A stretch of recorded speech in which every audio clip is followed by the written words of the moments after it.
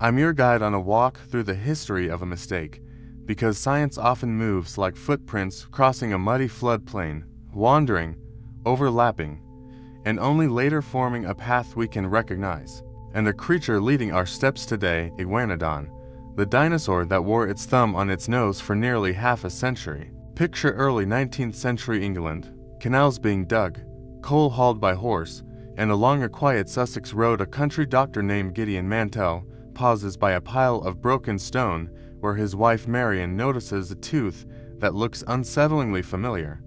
It has ridges like an iguana's, but it is enormous, as if a lizard had tried on a gent's shoes. Mantell will spend evenings by lamplight comparing that fossil to every animal he can borrow, arguing with skeptics who insist the tooth belongs to a fish or a rhinoceros. And in 1825, he coins a name, Iguanodon, meaning iguana tooth for a creature he knows only from scattered parts. If you have ever assembled a jigsaw puzzle with half the pieces missing and the picture on the box smeared with rain, you know what came next. Beautiful guesses, confident errors, and a lesson that still matters to anyone who loves discovery. Mantell and his peers had teeth, a few vertebrae, and one remarkable cone-shaped bone that didn't fit the hand they were imagining. In a world where rhinoceros horns and narwhal tusks decorated cabinets of curiosity, the simplest, most romantic answer was that the cone belonged on the nose like a proud horn, a banner of dinosaurian drama. That idea hardened when the gifted sculptor Benjamin Waterhouse Hawkins built life-size dinosaurs for the Crystal Palace Gardens in the 1850s under the guidance of the great naturalist Richard Owen. Hawkins's Iguanodon lounged like a scaled rhinoceros, horn perched on its snout, thick tail dragging, a pose so grand that on New Year's Eve of 1853 famous men dined inside the model's belly, toasting the future of science under a ceiling of wet plaster and ambition.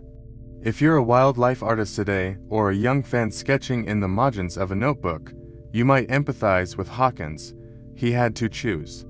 And choosing with scant data is both brave and risky, because your art becomes everyone's mental picture.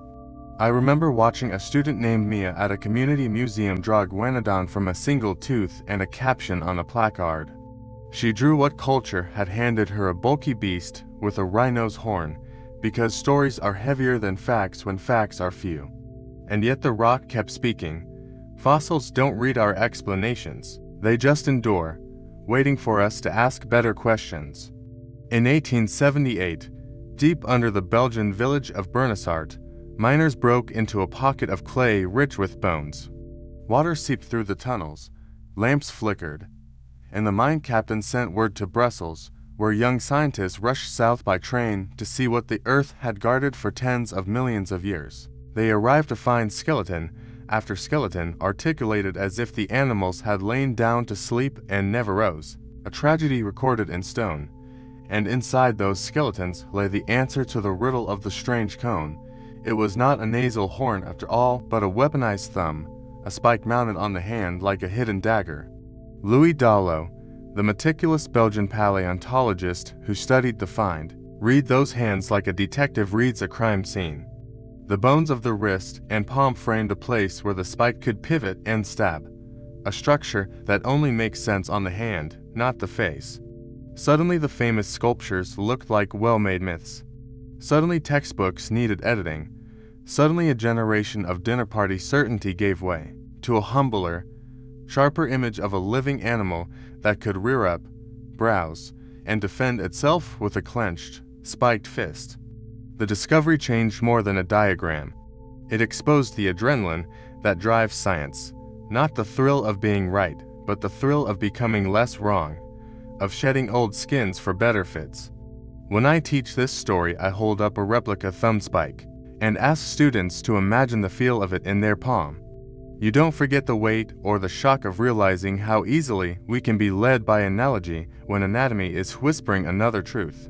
That is perfectly human. We anchor the unknown to what we have already seen. I picture Hawkins climbing scaffolding to smooth plaster on the snout of his Iguanodon while Londoners watched, children pointing, reporters scribbling, and I tried to be generous, because those artists and naturalists were building a bridge to the public one careful guess at a time. They did not lie, they inferred, and inference is a muscle that grows stronger when it is stressed by new evidence. So by the time the Bernissart bones came to light, the story was ready to bend. The wrong thumb could move to the hand, without anyone needing to be a villain, and the lesson could stay warm: honor the pioneers, then honor the corrections. When the crates from Bernissart reached Brussels, the museum halls turned into a theater of carefully choreographed patience. Workers wrapped in linen aprons teased clay from between ribs with wet brushes, while visitors pressed at the windows to glimpse a forest of bones rising from the floor like the timbers of a ship.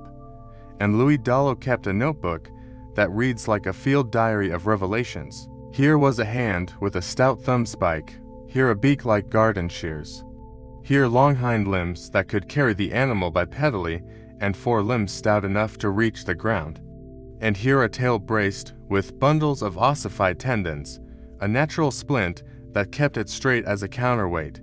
Dallo's team mounted Iguanodon in heroic poses that thrilled the public and set the standard for decades. Bodies leaned back like giant kangaroos, tails propped on the ground, arms flexed, hands clenched around the famous spikes. Tourists gasped, newspapers swooned, and school children drew what they saw because museum displays are stories spoken in bone. Outside the galleries, the miners returned to the dark and the town carried on. But under the arches of that building an idea had changed its address. The horn had moved from nose to thumb, and once you notice a correction like that, you start to look for others. Trackways from other sites showed parallel footprints and tail drags were conspicuously absent. Biomechanics suggested that a tail stiffened by tendons would have been held aloft like a balancing pole. Later work indicated many iguanodons spent time on all fours while browsing, and reared when they needed height or speed. I like to imagine Mia from our museum sketchbook days visiting Brussels years later. She stands beneath a mount, hearing the murmurs of tourists in half a dozen languages, and she notices how the hands are turned inward, how the thumb spike sits like a tucked-in knife, how the head is no longer a dragon's, but a practical gardener's, equipped to shear cycads and conifers. A small plaque explains that Iguanodon was not a tyrant, but a browser, jaws that slid a little to grind tough plants, and a body that could pivot between gaits like a knife of locomotion. Mia writes that phrase in her notebook and smiles at the idea that usefulness can be elegant. She is joined by a retired miner who grew up hearing the Bernissart story at his grandfather's knee. He points out a photograph of the quarry scaffolding and admits he still feels protective of the bones, the way you feel protective of a neighbor who became famous and never forgot your street. They talk about the thumb spike's purpose, and I tell them what we can say with confidence, and what we still debate. Maybe it stabbed at the tender flesh of a predator foolish enough to reach for the throat. Maybe it was flashed in display during contests with rivals. Maybe it pried open the armored cones of a cycad. All three uses could be true at different moments because real animals are opportunists, not cartoons. What matters is that the spike makes sense on the hand in a way it never did on the nose. The articulation fits, the muscle scars align, and the comparative anatomy with related forms supports the arrangement. That nested web of clues is how paleontology earns its quiet boldness. In those same years, another correction was gathering speed. Trackway evidence and new specimens pushed against the kangaroo-like posture of the mounts, and by the mid-20th century artists began to lift the tail and stretch the body into a more horizontal line, restoring grace to an animal that had been posed for drama at the expense of balance. The public adjusted. Reluctantly, we humans grow attached to our first mental pictures, whether they are of a dinosaur, a person, or a hometown. But evidence is a persistent teacher, and nothing in science is more freeing than letting go of a beautiful error once you have something truer to hold. Back home, Mia tries a new painting, the same animal in two layers, a ghostly 19th century silhouette with the nasal horn fading behind a modern silhouette with a thumb spike, tail lifted, feet splayed on a ferny floodplain. In the corner she writes a caption for her younger self: change is not betrayal, change is how we travel toward accuracy. Meanwhile, The retired miner tells his grandchildren that the village became a portal, that a mistake corrected in Brussels echoed through faraway classrooms, and that a few ordinary people with shovels and sore backs were part of a story big enough to bend the world's imagination. Those kids will grow up and see other scientific course corrections, the shift from cold, lumbering dinosaurs to active, warm-blooded relatives of birds, the return of feathers to the dinosaur family tree, the revision of color and behavior as pigments and nests leave chemical traces we can test. And if they remember Iguanodon's thumb, they may feel excited instead of threatened when an old diagram changes. If our story paused in Brussels, it would already be a parable about humility, but science didn't stop. As tools improved from X-rays to CT scans and finite element models to isotope chemistry, the animal that once wore a horn on its nose stepped into focus. We also learned the name Iguanodon had become a crowded suitcase. Careful revision split some bones into Manalisaurus, beryllium, and other genera, while the wider Iguanodontia family gathered diverse plant eaters that shaped ecosystems across Europe, North America, and Asia. Thin slices of bone under polarized light revealed growth rings and blood vessel patterns hinting at warm, active lives. Drone map trackways recorded herds in some places and loners in others. Microscopic tooth were showed that diets shifted with season and habitat, much like deer today. Even the thumb spike invited new tests. Engineers modeled stresses to see how much force the bone could take. And while no simulation can replay a prehistoric fight, the results fit a picture of a multipurpose tool, a close-quarters deterrent, a signaling badge waved during courtship or rivalry, perhaps a pry bar for stubborn plant parts when patience ran thin. Meanwhile, museum mounts continued to shift. Tails lifted, hands rotated to a neutral orientation, muscles restored with reference to living analogs, and paleoartists like Mia found fresh poetry in accuracy, painting animals that looked ready to step, stumble, or browse rather than freeze in heroic poses forever. That is the real heart of Iguanodon's wrong thumb. It is not a punchline about Victorian ignorance. It is a love letter to self-correction, a reminder that the point of building a model is to have something sturdy enough to update when better evidence knocks. I think about the miners again, lamps guttering, mud on their boots, none of them imagining that school children a continent away would one day argue about the angle of a dinosaur's wrist. I think about Mantell hunched over his microscope, Mary Ann sketching, Hawkins climbing his scaffold, Dallo riding by gaslight, and all the unnamed preparators whose hands steadied the small bones of their wrists so a spike could find its home. Their work folds in 2 hours, the classroom where a teacher invites students to test a claim rather than memorize it. The nature trail where a child compares deer prints and dog prints and feels the detective spark.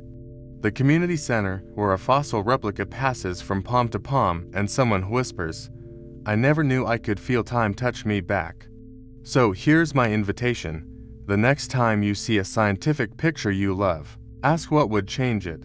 Not to doubt for sport, but to practice the craft of revision, to look for the thumb that might belong on the hand, not the nose, to welcome the relief that comes when a puzzle piece finally clicks into place and simplifies a story you thought you already knew. And if a headline tomorrow challenges something you learned today about dinosaurs, climates, medicine, or stars, remember Iguanodon and breathe. Experts are not oracles, they are travelers who map the unknown by testing and retesting their own footsteps, and you are welcome on that trail. In the closing gallery of the museum, Mia hangs her paired silhouettes side by side. A small note invites visitors to label which is wrong and which is right, and then to write how they would know. The answers cover the board like a field of leaves. Some cite anatomy, some cite trust, some confess confusion and gratitude for an explanation, and every answer becomes part of the exhibit, because the audience is always a collaborator in science communication. Before we leave, I ask you to imagine the animal one last time, a herd moving across a floodplain at dusk, tails level, hands flexing, the air heavy with fern spores and the sweet rot of summer. A youngster pauses to rear and tug at a conifer cone, the thumb spike flashing like a brief shard of moonlight. Far off, a predator watches and thinks better of it. Water laps at a channel. A dragonfly the size of your palm lands on a reed. And then the herd flows on, ordinary and magnificent. This is the feeling I chase at a science communicator. The spark when an old misunderstanding dissolves and reveals a better fit. The sense that past and present are shaking hands. It is not just about dinosaurs, it is about us. About building cultures that allow new evidence to redraw old lines without humiliation. About teaching every Mia and every minor that changing your mind is not weakness, but wisdom in motion. I began with the wrong thumb on a nose.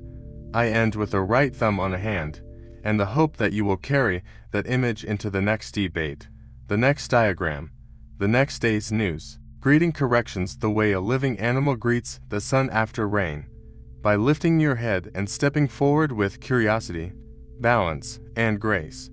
Thank you for walking this trail with me. Keep your curiosity sharp and your humility sharper.